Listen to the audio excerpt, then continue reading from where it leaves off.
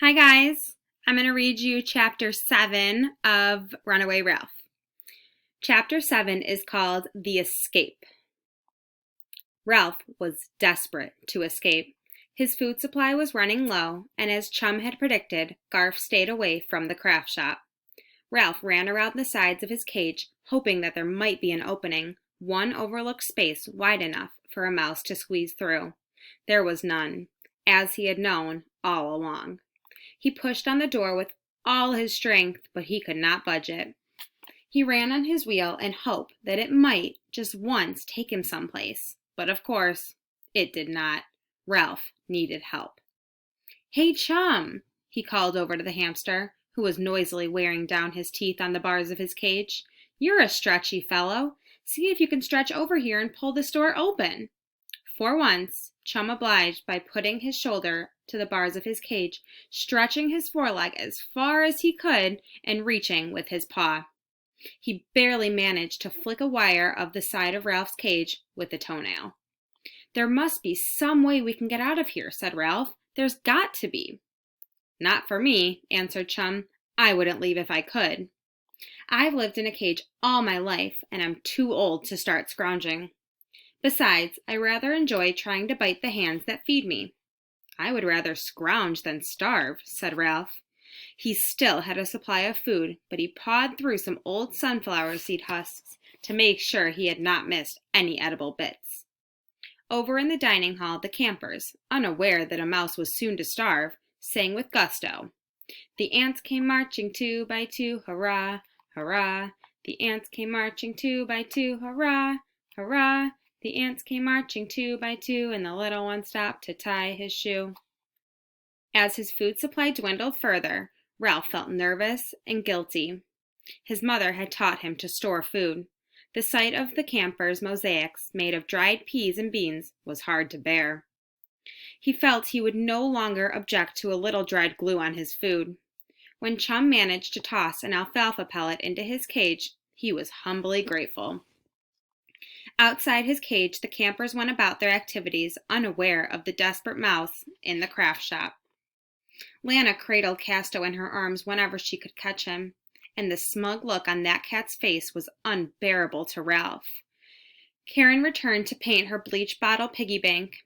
Everyone who passed her work table asked if her watch had been returned, and Karen, busy with her piggy bank, shook her head. Occasionally, Ralph's ears caught the familiar and he looked out to see Garf pushing his motorcycle across a bench or around the edge of the ping-pong table, as if he were lost in a dream of speed and danger.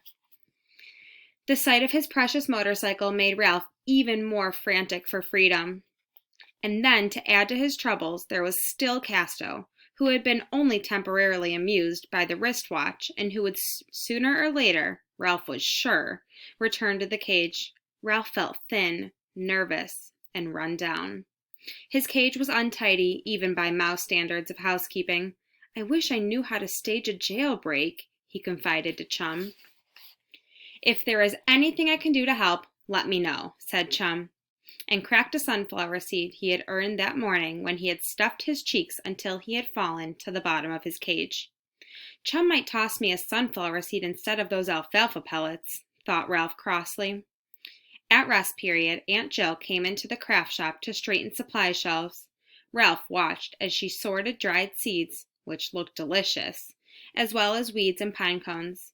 As he watched, he saw a possibility of help. After all, Aunt Jill, unlike most women, was kind to mice. Looking as small and as pitiful as possible, Ralph clung to the bars of his cage. In time, Aunt Jill noticed him. "Hello there, little fellow," she said kindly. Ralph made his whiskers quiver. "Let me out of here," he said, quite sure the woman could not understand. Aunt Jill smiled when she heard the mouse squeak and offered him a sunflower seed, which he snatched and cracked so greedily that he forgot to look pitiful.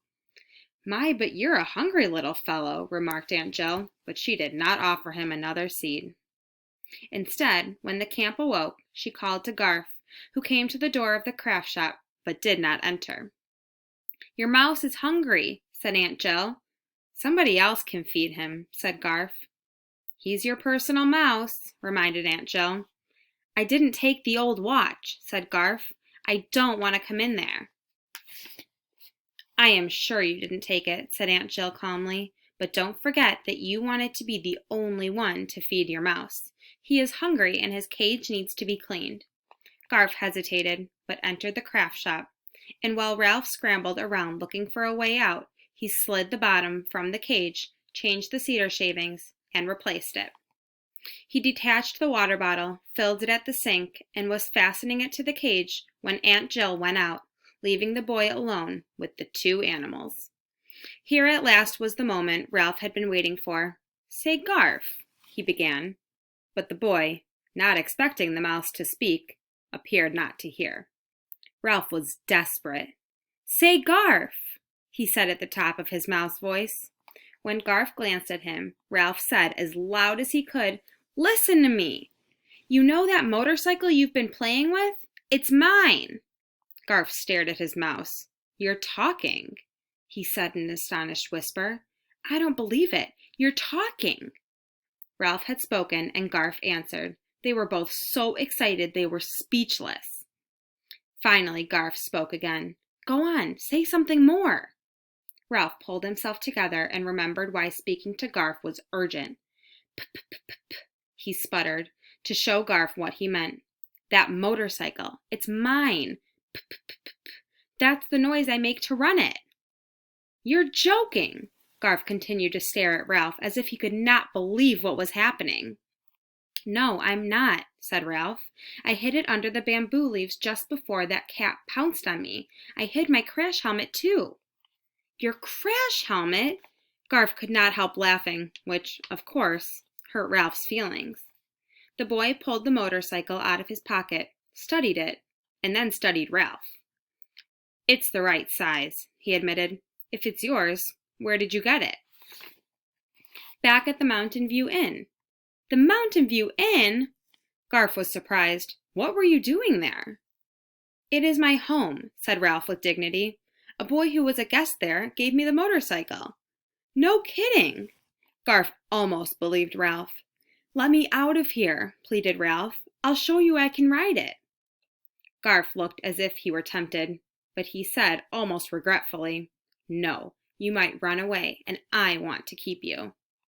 Aw, come on, Garf, coaxed Ralph. Nope, said Garf, and I've got to get out of here. Aunt Jill just left to give me a chance to return that watch, and I don't have it. I don't have it, and I don't know where it is. Ralph saw an opportunity for bargaining. I do, he said. I know where the watch is. Where? Asked Garf. Let me out and I'll tell you, said Ralph. No, said Garf. I'm going to take you home with me. Your mother won't like it, said Ralph. She'll make you get rid of me. He knew by the look on Garf's face that he had struck a sensitive spot, so he continued. She will say I am messy, and she will say I smell. Garf looked uncomfortable. Let me out of here, and I'll show you where the watch is, persisted Ralph. Garf looked as if he might be tempted. He thought a while, and said, My mother might let me keep a mouse. It wouldn't hurt to ask. And I don't want to know where the watch is. If anyone saw me trying to return it, they would say I stole it, and I didn't. Ralph's hopes dwindled. I know you didn't steal it, he said, because I know who did. Who? Naturally, Garf was curious to know the name of the real thief. Ralph considered. Should he tell or should he not tell? He decided that telling might convince Garf that he was trying to help him. Catso, he said. Catso, the cat took it. Garf gave Ralph a look of disgust. Now I know you're lying, he said. What would a cat do with a watch? Ralph was beginning to feel frantic. Pretend it's a mouse. Play with it. Toss it around. You know how cats do. Garf grinned. For such a little fellow, you have sure a big imagination. I'm not imagining it, said Ralph. Catso took him. I saw him, honest. You just don't like cats, said Garf, and started to leave. Ralph sat miserably back on his haunches. Well, even if you don't believe me, don't forget to feed me. Glad you reminded me, said Garf. and gave Ralph a generous supply of food before he left the craft shop. He paused by the bamboo where he had found a motorcycle, stirred the leaves with his foot, and uncovered the thistledown lined half of a ping-pong ball, which he picked up and examined. He glanced back in Ralph's direction before he put the helmet in his pocket and went to his lodge. In a few moments, Aunt Jill returned, glanced at the shelf beside Ralph's cage, and frowned slightly as if she were puzzled about something. Ralph settled greedily at his food dish. "I'll show that Garf," he thought, as he crammed seeds into his mouth with his paws. "As soon as I get out of this cage, I'll show him." When Ralph's stomach was comfortably full, he took a long nap. By the time he awoke, the craft shop was empty, the camp strangely quiet. A few chickens scratched under the walnut trees, and the kittens tumbled about trying to catch one another's tails. A horse whinnied in the pasture, but there was no one in sight. "Where is everybody?" Ralph asked Chum. "They've all gone down to the river for a swim and a picnic supper," answered Chum. "Peaceful, isn't it? I finally got some sleep in the daytime." In the distance, Sam barked and campers shouted and laughed. Ralph felt so stodgy from overheating that he went for a run on his wheel before he scuttled around the edges of his cage. His search was futile. Garf had replaced the bottom and fastened the door securely. Suddenly, the hair along Ralph's spine began to tingle. "Catso!" Ralph huddled in the corner of his cage and tried to make himself invisible. Catso squeezed through the hole in the screen and landed with a soft thud on the workbench beneath Ralph's cage. Ralph squeezed himself into a tighter ball. He felt as if the beat of his heart was as loud as the tick of the missing watch. Why couldn't Sam stay home and guard the camp the way he was supposed to? This time there was no watch to distract Casto. Casto stood with his front paws on Ralph's shelf and sniffed the cage. Then he sat down and calmly began to wash. First his right ear, then his left. The suspense was more than Ralph could bear. Casto stretched out his left hind leg and began to groom his left hind foot.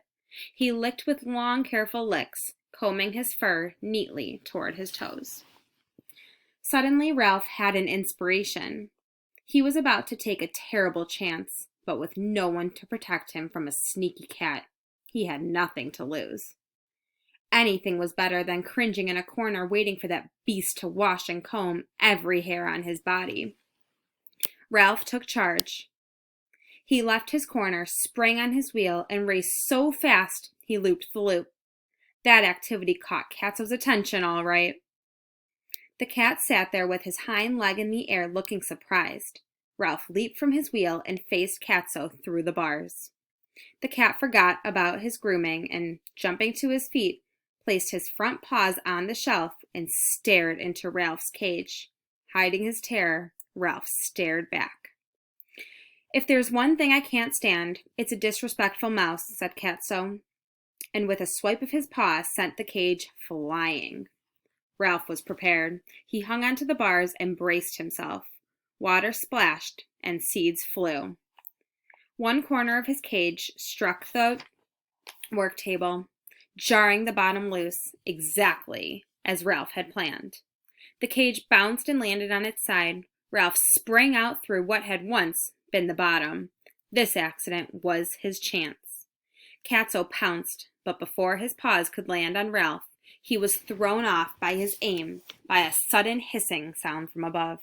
Startled, he missed Ralph's tail by the width of a whisker. Ralph was startled too, but the unexpected noise did not prevent him from scrambling behind a jar of nails on the work table. When Ralph got up the courage to peek around the jar of nails, he saw Catso staring up at Chum's cage. He heard the hissing sound again and knew that it must be coming from Chum. Good old Chum! Ralph hadn't known that a hamster knew how to hiss. When Catso recovered from his surprise, he was after Ralph, who dashed from behind the nails as the jar was sent rolling across the table. Crash! It landed on the floor and broke, scattering nails across the craft shop.